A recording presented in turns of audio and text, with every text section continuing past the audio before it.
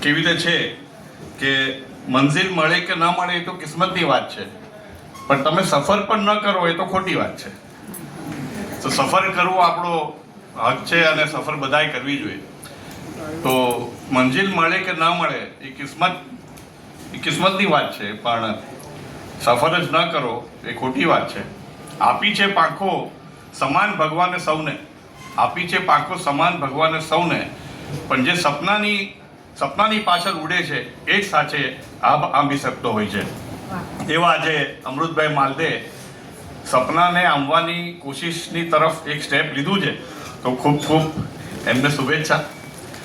અને આજના મહાનુભાવો, ખાસ તો મંચસ્થ આપણી વચ્ચે જગ પ્રસિદ્ધ ખગોળશાસ્ત્રી, જેમને આખું જીવન બ્રહ્માંડ નક્ષત્રના રહસ્ય ઉકેલવામાં વિતાવ્યું, ખગોળશાસ્ત્રી, ગણિતજ્ઞ અને નહેરુ પ્લેનેટોરિયમના પૂર્વ નિયામક સાહેબ જે રાવલ સાહેબ આપણી વચ્ચે છે. આપ સૌનું સ્વાગત છે અને અમારું સૌભાગ્ય છે કે આપ અહીં હાજર છો. Thank you.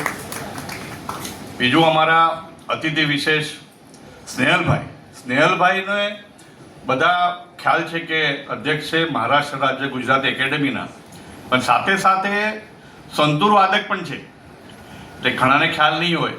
અને ત્રીજું જે હું કહેવાનું છું એનું આપણે પ્રત્યક્ષ પ્રેક્ટિકલ તો જોઈશું.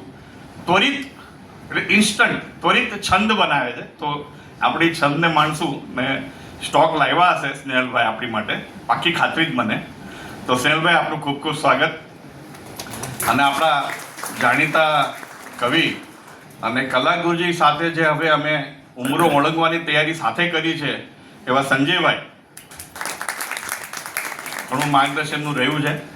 અને જ્યારે આપણે ભેગા થયા છે અહીંયા, જેની માટે આજના ઉત્સવ મૂર્તિ અને જેની માટે આજે આપણે અહીંયા ભેગા થયા છે એવા અમૃતભાઈ માલદે અને સૌ આપ રસિકજનો આજે અહીંયા આવ્યા છો. રસિકજનો છે કે કલાના પ્રેમી છો અથવા તો માલદે સાહેબના સ્નેહી છો, અને બધા જ મિત્રો અને બધા જ વેલ વિશર જે આજે અહીંયા આવ્યા છે એ બધાનો હૃદયપૂર્વક સન્માન અને બધાનો હૃદયપૂર્વક આવકારું છું. અને આજની આ સાંજ એકચ્યુઅલી સ્મરણો, શબ્દો અને સફરની છે, તો આપણે બધા એને માણશું. અને એ સફર જેમ જેમ આગળ વધશે મને એવું લાગે છે કે આપણે બધા એમાં તરબોળ થશું. અને જ્યારે માલદે સાહેબની પુસ્તકની વાત કરીએ, સફર સપનાની પાંખે વાત કરીએ છીએ, સંજયભાઈ કવિતા અનિલભાઈ ચાવડાની 4 પંક્તિ યાદ આવે છે. રસ્તાઓ તો આપોઆપ ખુલી જતા હોય છે, રસ્તાઓ આપોઆપ ખુલી જતા હોય છે, અને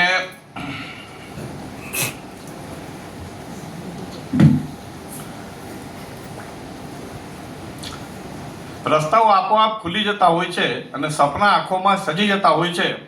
પ્રવાસ તો માત્ર નિમિત્ત છે સાહેબ, સાચો પ્રવાસી તો ભીતરમાં જતો રહે છે, સાચો પ્રવાસી તો ભીતરમાં ફરી જતા હોય છે. તો મારા ખ્યાલથી માલદે સાહેબની પુસ્તક વાંચીને કદાચ આપણે એની જ અનુભૂતિ કરશું. અને કલા ગુર્જરી થોડો પરિચય. કલા ગુર્જરી સાંસ્કૃતિકની એડીખમ સંસ્થા છે, સાંસ્કૃતિકની સાહિત્યને એને આપણે પ્રોત્સાહન આપીએ છીએ, અને જેટલા બી ગુજરાતીના આર્ટિસ્ટ છે કે કળા છે એને અમે પ્રોત્સાહન આપતા હોઈએ છીએ. અને એનો સંસ્થાનો હેતુ એક જ છે કે કળા, સાહિત્ય અને સંસ્કૃતિ ત્રણને મળીને આપણે આપણો વારસો કેવી રીતે સાચવી શકીએ અને આગલી પેઢીને આપણો એ વારસો સાચવીને કેવી રીતે આપી શકીએ, એ જ અમે એની માટે કટિબદ્ધ છે. અને આપ સૌનો સહકાર એમાં મળતો રહે છે. અને ખાસ તો એ કહેવાનું કે આપણે બધા જ મુસાફરી કરતા હોઈએ છીએ, આપણે બધા જ આમ જોઈએ તો સફર કરતા જ હોઈએ છીએ. સફર નહીં, સફર એટલે પ્રવાસ. એટલે પ્રવાસ વાપરવો સારું છે, કારણ કે સફર અને સફરમાં ઘણું બધું મિસઅન્ડરસ્ટેન્ડિંગ થતું હોય છે. તો આપણે આજે અહીંયા સફરની વાત નથી કરવી, પ્રવાસની વાત કરવી. આજે આ પુસ્તક માલદે સાહેબ જ્યારે લખ્યું છે ત્યારે મને ખ્યાલ છે કે આપણે અંગ્રેજીમાં એમ કહીએ કે આ એવિડ રીડર છે કે એવિડ ટ્રાવેલર છે, એટલે ઉત્સાહી. એવી રીતે જ અમારા માલદે સાહેબ અત્યંત ઉત્સાહી ટ્રાવેલર છે.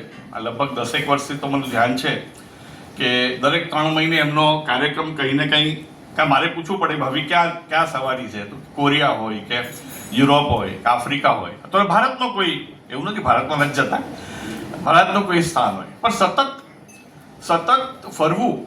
અને આપણે બધા ફરતા હોઈએ છીએ, પણ લગભગ આપણા મોટા ભાગના લોકો જ્યાં ફરીએ છીએ ત્યાં શું કરીએ છીએ આપણે, કે આપણે ત્યાં જઈએ અને ફોટા પાડીએ, સ્મરણોને આપણી સોશિયલ મીડિયા પર કે એમાં અપલોડ કરીએ, અથવા આવ્યા પછી આપણે ફોટા લોકોને બતાવીએ, અને એ ફોટા ત્યાં સુધી જ રહે જ્યાં સુધી આપણા ફોનની મેમરી ફૂલ ન થાય, બરાબર. એ ફોટા પછી આપણે ડિલીટ કરીએ. પણ માલદેવ સાહેબને એવું નથી. માલદેવ સાહેબ આટલા વખતથી જાય છે ત્યારે તે ત્યાંની સંસ્કૃતિ, દેશની કે એક સ્થળની સંસ્કૃતિ શું છે, ત્યાંના માણસોની હૃદયની સંવેદનાઓ શું છે, ત્યાંની પ્રકૃતિ કેવી છે, એ વિશે બહુ અધ્યયન કરે છે.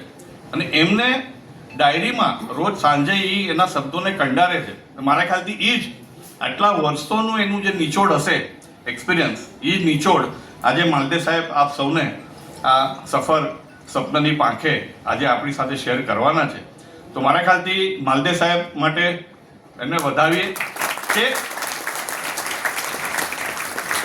કારણ કે આપણે મોટા ભાગના લોકો અમે ત્યાં ગયેલા ને એની પહોંચ પુરાવા માટે ફોટા પાડતા હોય. ભાઈ હું ત્યાં જ્યાં હોય એનો ફોટો જોઈ લે, ભાઈ તું આ ત્યાં શું આપણે આનંદ લેવાનો છે કે ત્યાંનું શું છે. હું મોટા ભાગના કહું છું, એટલે કોઈ પાછી એમને કહેતા ભાઈ હું તો બધું જોઉં છું, હું મોટા ભાગની વાત કરું છું. આપણે પહોંચ પુરાવા માટે જતા હોય ત્યાં કે ભાઈ હું આ પ્લેસે જઈ આવ્યો છું, આ ફોટો. એટલે ત્યાં કોઈ સફર કરવું, પ્રવાસ કરવો એ પણ એક કળા છે. અને એ કળા આપણા માલદેવ સાહેબે એકદમ સિદ્ધસ્થ કરી છે અને આટલા વર્ષોમાં. અને આવી જ રીતે મારા ખ્યાલથી એમને શુભેચ્છા કે એમનામાં રહેલો એક અવિરત લેખક, હવે લેખક કેવું પડશે માલદેવ સાહેબ, તમને શરૂઆત થઈ ગઈ છે. તમારામાં રહેલો કલ્પનાશીલ લેખકને એમ જ રહેવા દો. તમારા પ્રવાસ અવિરત ચાલે એવી શુભેચ્છા આપ સૌને કલા ગુરુજી વતી, પરિવાર તરફથી. અને આગળના સમયમાં પણ અમને આવો પાર્ટ 2 સફર સપનાની પાસે પાર્ટ 2 બી જોવા મળે અને પાછા અહીંયા રીતે ભેગા થઈએ એવી શુભેચ્છા. અને ફરી એકવાર જે રાવલ સાહેબ આજે અહીંયા જ્ઞાન, વિજ્ઞાન અને કલાનો સંગમ છે. જો 3 જણા બેઠેલા છે, જ્ઞાન, વિજ્ઞાન અને કલા, એવો આજે ત્રિવેણી સંગમ છે. અને ખાસ તો આઈ એમ વેરી હેપી કે રાવલ સાહેબ છે, કારણ કે રાવલ સાહેબ બ્રહ્માંડના તારા ગણતા, બ્રહ્માંડના તારા માપનારા આજે સાહિત્યના આકાશને માણવા પધાર્યા. આજે આપણા ખગોળશાસ્ત્રી સાહેબ રાવલ સાહેબ સાહિત્યના આકાશને માણવાના છે. ખૂબ ખૂબ ધન્યવાદ. અને મારી વાણીને વિરામ આપું એ પહેલાં અમારા કલા ગુરુજીના મારા સહયોગી નરેશભાઈ સરવૈયા, વાઇસ પ્રેસિડેન્ટ, અમારા માનદ મંત્રી પ્રણવભાઈ, રાજેશ કામદાર આજે નથી હાજર રહી શક્યા, ડિમ્પલબેન, સુરેશભાઈ ઝવેરી તથા સૌ મેનેજિંગ કમિટીના સભ્યોનો ખૂબ ખૂબ આભાર. અને આપ સૌ અહીંયા આવ્યા અને આજના સાંજને બહુ સરસ રીતે આટલી સંખ્યામાં છો અને આગળ બી જેમ જેમ મારા ખ્યાલથી પ્રસંગ આજે ઇવેન્ટ અનફોલ્ડ થશે કે આગળ પ્રોગ્રામ ચાલશે, તો આપ સૌ એના સાક્ષી બનજો અને સાહિત્યને અને આગળ અમારી કળા અને સાહિત્યને આવો જ સપોર્ટ તમે આપતા રહેશો એવી જ અભ્યર્થના, પ્રાર્થના સાથે અહીં વિરમું છું. ખૂબ ખૂબ આભાર. જય જય ગરવી ગુજરાત. Thank you.